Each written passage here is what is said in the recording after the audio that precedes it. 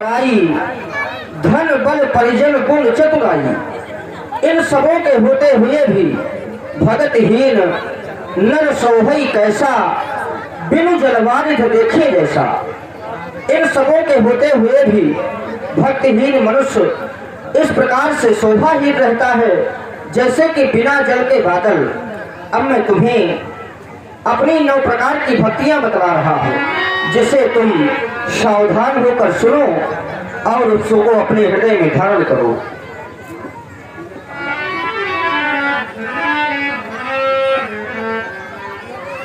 नवधा भगति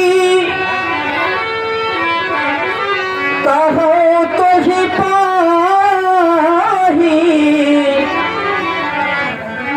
सावधान सो धरु मनो माही।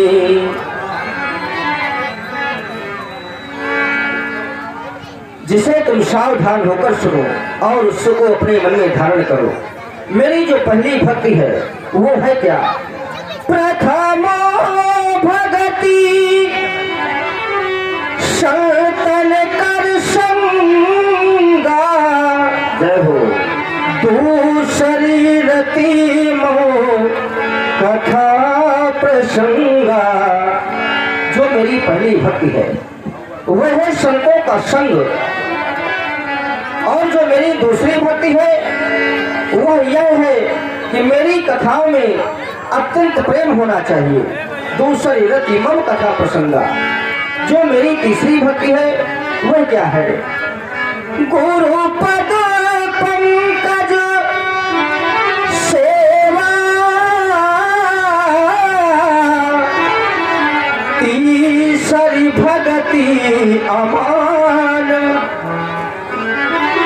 चौथी भगति मो गुणोगन,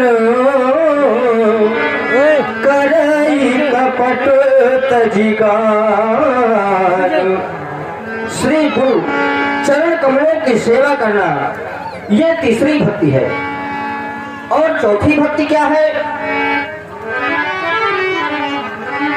सारे कपट छलों का त्याग करके मेरे गुणों का गान करना, ये मेरी चौथी भक्ति है।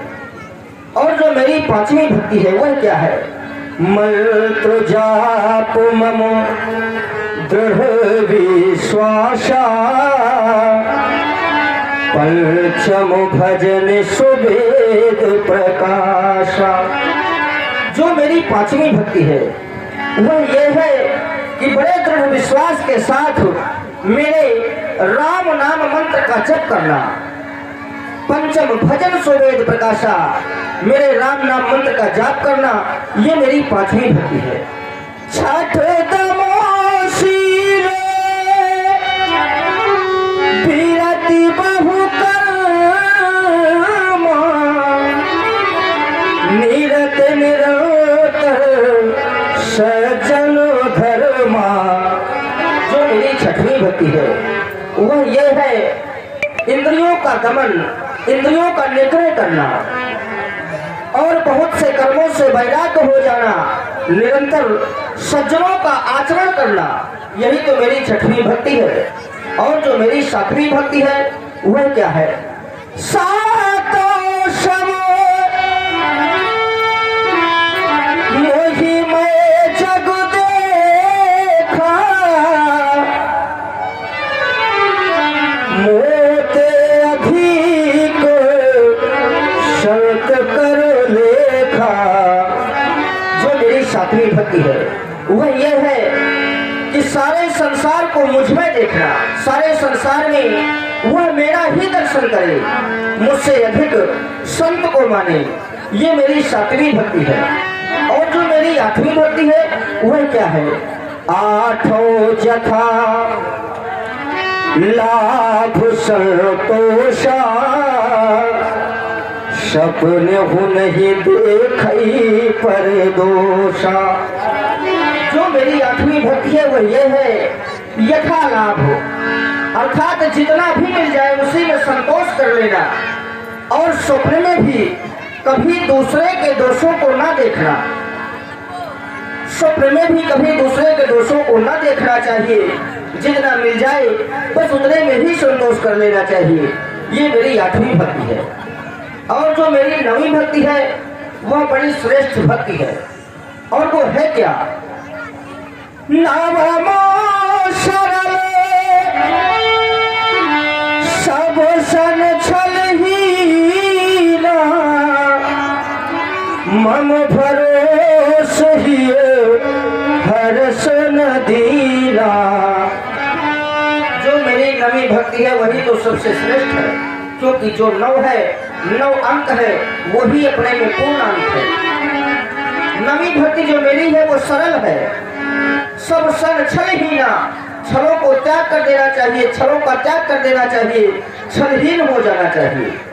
मेरा भरोसा रखना चाहिए कि जो भी करूंगा मैं ही करूंगा, जो भी करूंगा अच्छा ही करूंगा। तो जो मेरी भक्ति 9वीं है वो बड़ी सरल है। लेकिन एक बात बता दूं, सरल ही सबसे कठिन होता है। कहने को तो वो सरल है लेकिन है बड़ा कठिन। जैसे किसी व्यक्ति को कह दिया जाए कि एक तिरछी रेखा तुम्हें खींचनी है, तो वो व्यक्ति बड़ी आसानी के साथ तिरछी रेखा खींच सकता है। तिरछी रेखा किसी भी तरह से खींची जा सकती है। लेकिन अगर उससे कह दिया जाए कि एक सीधी रेखा तुम खींच डालो, तो क्या सीधी रेखा वो सावधान बड़ी सरलता के साथ खींच सकता है? कभी नहीं। उसे किसी का सहारा लेना पड़ेगा। बिना किसी के सहारे की वो सीधी रेखा कभी नहीं खींच सकता।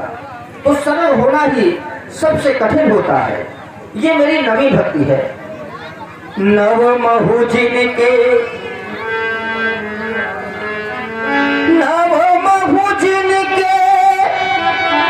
एक नारी पुरुषो सचराचर कोई। ये जो मेरी 9 भक्तियां हैं, 9 भक्तियों में से एक भी भक्ति किसी के पास हो, संपूर्ण चराचर जगत में, विश्व में, चाहे वो नर हो अर्थात नारी हो, यदि एक भी भक्ति उसके पास है, सोई अतिशय प्रिय भामिनी मोरे सकल प्रकार भगति दृढ़ तोरे। जिसके पास एक भी मेरी भक्ति है वही तो मुझे अत्यंत प्रिय है। फिर तुझमें तो वो 9वीं भक्तियां, सारी भक्तियां विद्यमान है। आज जो गति तुम्हें मिलने को जा रही है ये गति साधारण नहीं है। ये गति कैसी है? योगियों को भी दुर्लभ है। जोगी बलदो दुर्लभ गति जोई, तो कहूँ आज सुलभ भई सोई। जिस गति की कामना योगी भी करते हैं कि हमें ये गति मिले, लेकिन योगियों को भी नहीं मिलती। योगियों को दुर्लभ है। आज वो गति तुम्हें मिलने के लिए जा रही है, इसका विशेष कारण है। ये जो गति मिल रही है ये क्यों मिल रही है? ये इसलिए मिल रही है कि तुम बड़ी सरल हो। तुमने सरल भाव से कह दिया कि अधम ते अधम जाति मैं नारी, मैं अधम जाति की हूँ। जबकि आज का समय तो वो है कि प्रायः लोग अपनी जाति बताने में संकोच करते हैं कि मैं कौन सी जाति का हूँ। लेकिन ऐसा नहीं है। बड़े सरल भाव से तुमने स्वयं बता दिया कि मैं अधम से अधम जाति की हूँ, जबकि लोग जाति बताने में भी संकोच करते हैं। यही तो सरल होना है। आज तुमने सरल भाव से ये कह दिया कि मैं अधम से अधम जाति की हूँ, इसलिए तुम्हें वो गति मिलने के लिए जा रही है। अब मैं तुमसे जानना चाहता हूँ, जनकोर सुता के सुधी भामिनी जानहु कहू करिबर गामिनी। यदि तुम जनक सुता जानकी की कुछ खबर जानती हो तो मुझसे कहो। मैं जानती तो कुछ नहीं हूँ, लेकिन एक बात ये जानती हो कि कुछ दूर में पंपापुर है जहाँ पर सुग्रीव रहता है। आप वहीं जाइए, उनसे मित्रता करिए, माता जी की शुद्ध जरूर कुछ ना कुछ वो बताएंगे। और प्रभु मैं एक वरदान चाहती हूँ कि जब तक मेरे प्राण मेरे इस शरीर पर स्थिर रहे, आप मेरे नजरों के सामने रहे। जिस समय आप मेरी नजरों से ओझल हो जाएं, उसी समय मेरे इस शरीर से प्राण पखेरु बन करके उड़ जाए। और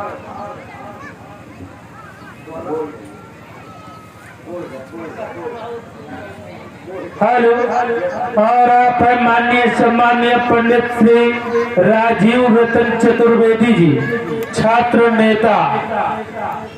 10 रुपए सबरी जी के लिए, 10 रुपए श्री राम जी के लिए,